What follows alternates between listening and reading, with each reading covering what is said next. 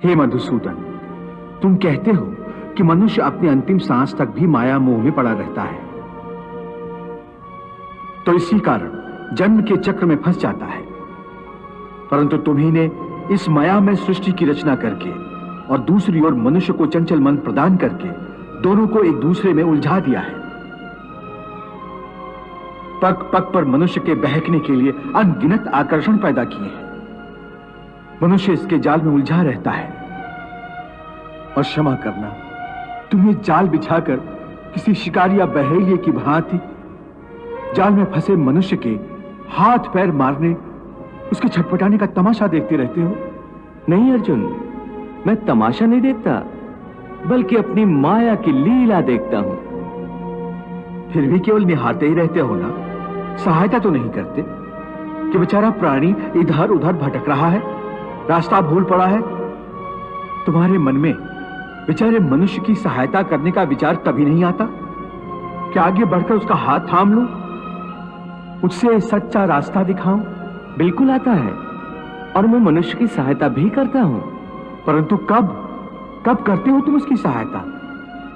मैं तो देख रहा हूं कि तुमने कर्म का विधान बना दिया है, जन्म मरण का चक्र चला दिया है और इस चक्रव्यूह में मनुष्य को फंसा दिया है। ये तो कोई बात नहीं हुई, ये तो कोई सहायता नहीं हुई। मैं सहायता अवश्य करता हूं।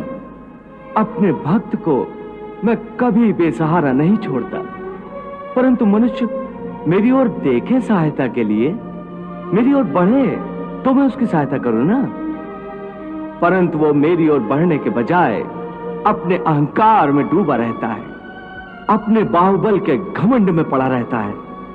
वो तो इस भ्रम में पड़ा रहता है कि संसार में उससे बढ़कर कोई नहीं है। वो तो केवल अपनी बुद्धि और अपने बल पर ही भरोसा करता है। अपने बाहुबल पर उसे अपने परमात्मा से भी अधिक विश्वास होता है।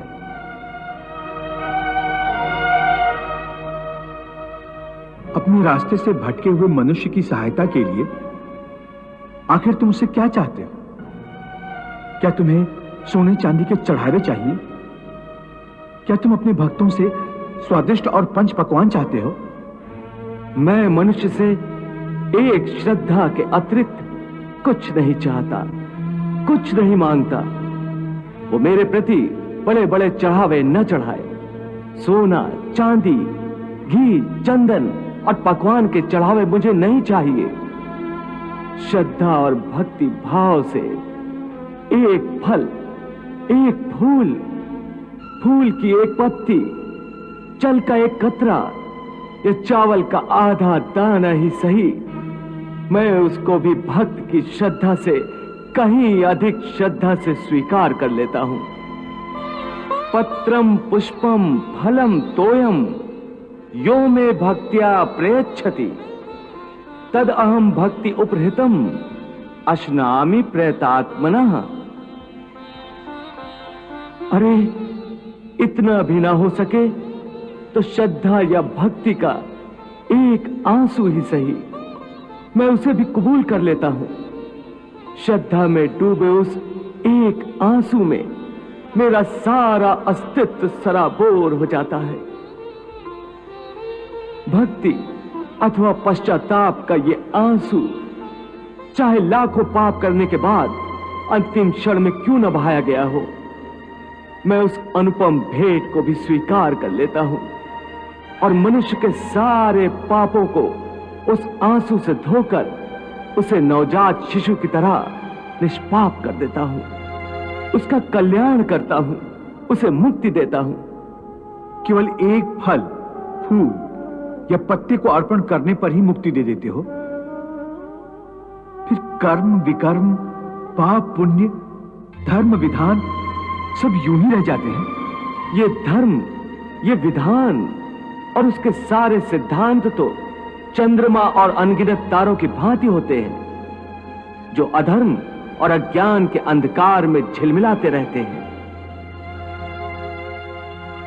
परंतु जब भक्ति का सूर्य उदय होता है तो ये सब के सब छुप जाते हैं। अर्थात भक्ति का स्थान इतना ऊंचा है कि धर्म भी उसके सामने तुच्छ हो जाता है। हां, परंतु आसक्ति से रहित भक्ति, जिसके लिए किसी पंडित प्रवचन, किसी पूजा सामग्री की कोई आवश्यकता नहीं। हां, केवल एक शर्त है। वो शर्त क्या है मधुसूदन? पूर्ण श्रद्धा और पूर्ण भक्ति से अपने आप को, अपने सारे कर्मों को मेरे प्रति समर्पित कर दो। बस मैं अपने ऐसे भक्त को सब कुछ भुलाकर उसे मुक्ति दे देता हूं। हे अर्जुन, भक्ति का स्थान इतना ऊंचा है कि अपने सच्चे भक्तों की मैं स्वयं भक्ति करता हूं। ये क्या कह रहे हो मधुसूदन?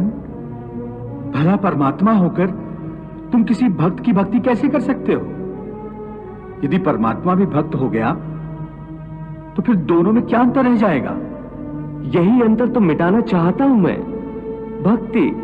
भक्त और भगवान के बीच कोई सीमा रेखा नहीं खिंचती।